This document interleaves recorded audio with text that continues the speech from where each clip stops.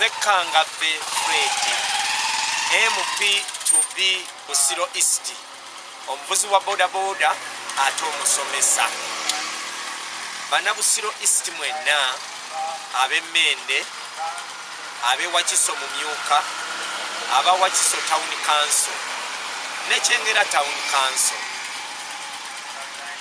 tuusa obubaka obubakulisa okuyita mwaka omukadde ate n'embagaliza 2026 ow'essanyu n'emirembe. Bassebo ne banyabo neesimbyewo okuba memba bwa Parliament obwa Busiro East. Akabonero kange kisumuluzo nzize ku bwemupi okulaba ng'eddoboozi ly'omuntu wa wansi lituuka mu Parliament.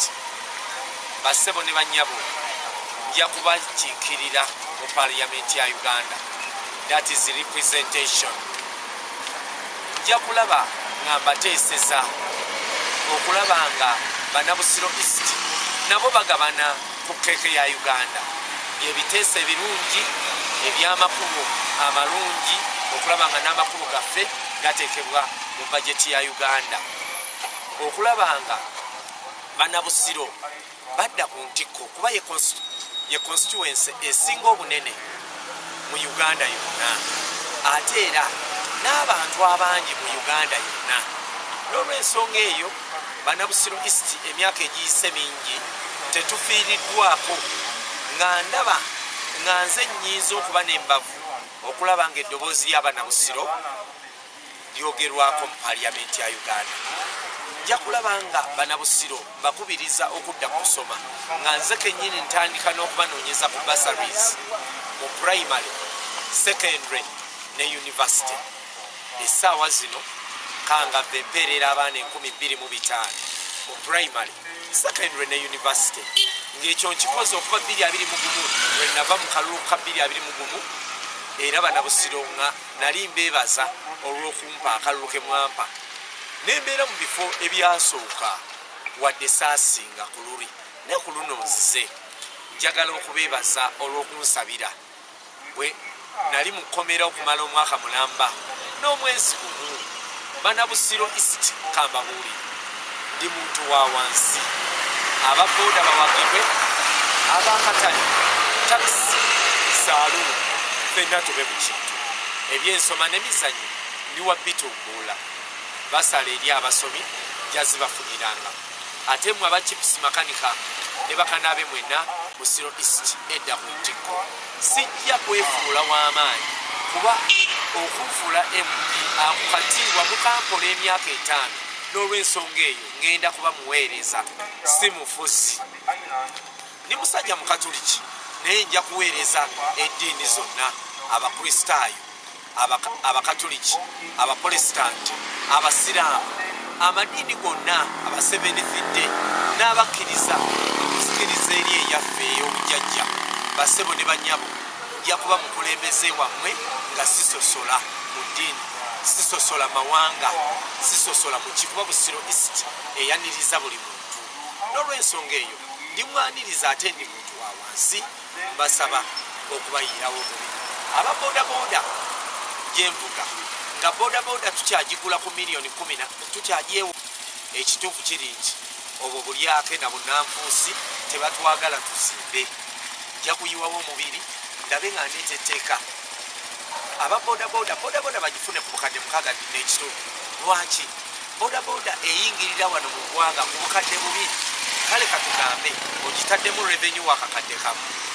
Lwaki bwe bukadde 3 kitegeeza bweba eyingiridde wano? Lwaki omuntu akukaliga obukadde 12 okugijjayo ku looni? W'ogimalirayo yonna ebeesensebuse. Naye nze Kangave nze mmanyi ebizibu by'abantu ba wansi ab'akatale baani bonna kuba babeeramu. Enguudo ze tuyitamu ez'empopogoma Kangave nze nzitegeera. Basaba munneesige, sijja kubatiiririra ng'ekyomugagga kye nnina bodakomera kuba naliyo 2024 ne 2025 paka mu mwezi ogw'omwenda. Katonda w'abanaku teyeebaka eyansumulula yagenda okuntuusa mu Parliament ya Uganda nga 15 January. Banna Busiro East mwenna mundabiranga ddala nze owammwe zaali babeerawo ali babeererawo kuba ku beesimbyewo 12 nze nsinga ate nze nnina manifesto ekyasinza obulungi mundabiranga ddala mukama katonda abambere. Honorable egesotya ntegese okukakuuma. Ekisooka njagala okwogera ku nsonga ya muganda wange Mathias Walukage eyagibwa mu lwokaano. Omusajja oyo yasoma naye olw'ofubitizi baamugjamu. Nze yawa Honorable Mathias Walukage Busiro ku Central University era nkakasa ebipapula bye yaleeta byebyo ebyali bisaanidde ne kati abadde akwalifayinga nkivumirira ne sekuvumirira era mbadde ngamba Banna Busiro batuleke tuvuganye ate bamunne abayitawo ne Electoral Commission bwe yasalawo Katonda ffe tutegeka naye Katonda yassa mu nkola. Ntegese okuuma akalulu nga nkozesa abantu ba wansi be bagenda okunyamba kuba be bagenda okumulonda ate era be bagenda okukakuuma bakalonde bakakuume ate bakabeere bakabanje. Banna Busiro East mbasaba mwenna bengenda okukozesa abakozi ba bodaboda abakatale abantu bawansi abasaaluuni bonna natandise eddoba shortlistinga be bagenda okumbeeramu mu linnya erya Yesu. Nze sirina ssente naye ndi mugagga ku mutima manyi nti bajja kunnyamba bankuumira akalulu kuba be bagenda okumpa obuwagizi obw'amaanyi. Honorable ku lunaku ku Christmas kwennyini kitegeeza kikabonero kimulina enteesaganya yonna n'ekibiina kya NUP oba mabega wonna obadde ojja ondaba ntambula ne President Kyagulanyi nga mubuuzaako era ne mugamba ssebo yenze mu Busiro East ow'ensonga tetulina kye twateesaako saagala kuwaayiriza. Tetulina kye twateesaako kyonna naye twasaba ffenna e Rubaga nzikiriza nti President amanyi ng'omuntu era abagoberezi be bonna mbasaba bannonde kuba memba wa Parliament.